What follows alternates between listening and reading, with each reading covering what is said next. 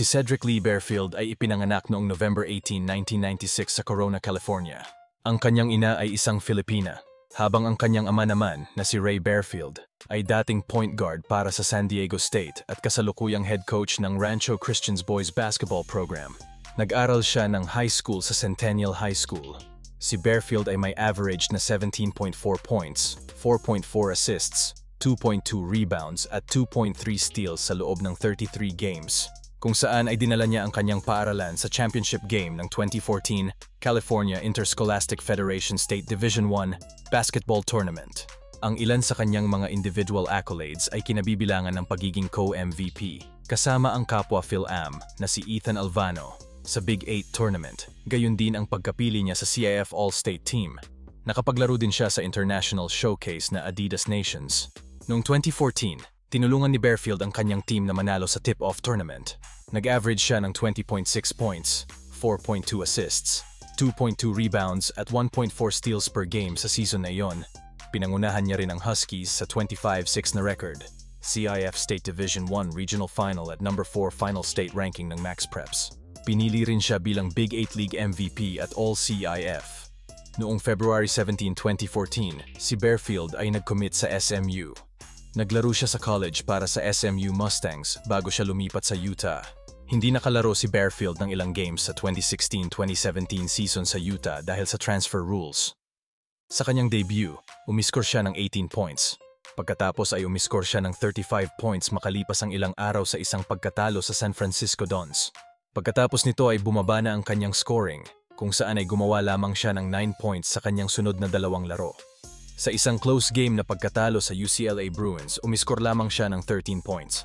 Shoutout nga pala kay Hayes Hyacinth aka Mark Hayes Escala at sa buong row 4 ni Idol J. Black.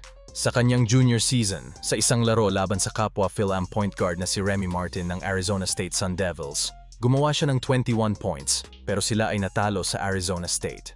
Sa isang rematch sa Arizona State, umiskor siya ng 17 points at nakagawa siya ng game-tying 3-pointer na may 1.8 seconds ang natitira. At dito ay tinalo nila ang Sun Devils sa overtime.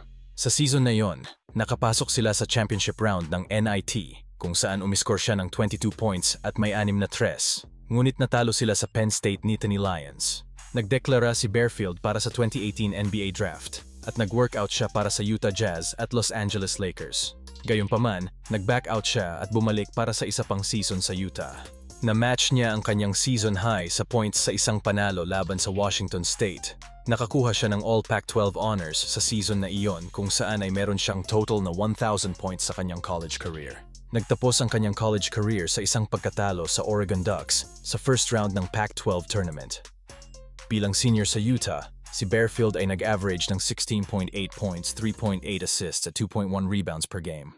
Pagkatapos ay sumali siya sa 2019 NBA Draft, ngunit siya ay naging undrafted. Naging kasabayan niya sa draft na ito ay sina Zion Williamson, Ja Morant, Rui Hachimura at Jordan Poole.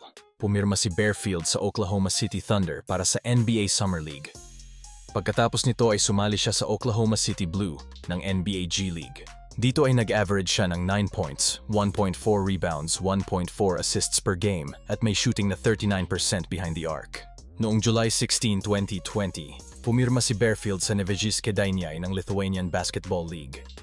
Pagkatapos ng kanyang stint sa Lithuania, sumali siya sa Apollon Patras sa Greece. Sa loob ng 3 games, meron siyang average na 3 points sa 12.6 minutes na paglalaro. Noong February 27, 2022, si Bearfield ay muling kinuha ng Oklahoma City Blue. After 3 months, nagdeklara siya na sasali siya para sa PBA Season 47 draft.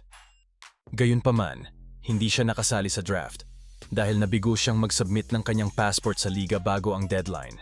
Noong September 8, 2022, pumirma si Bearfield sa Taipei Fubon Braves ng P-League. Pero hindi siya nakalaro dito. Matapos ang 2 buwan, pumirma siya sa Tainan TSG Ghost Hawks ng T1 League.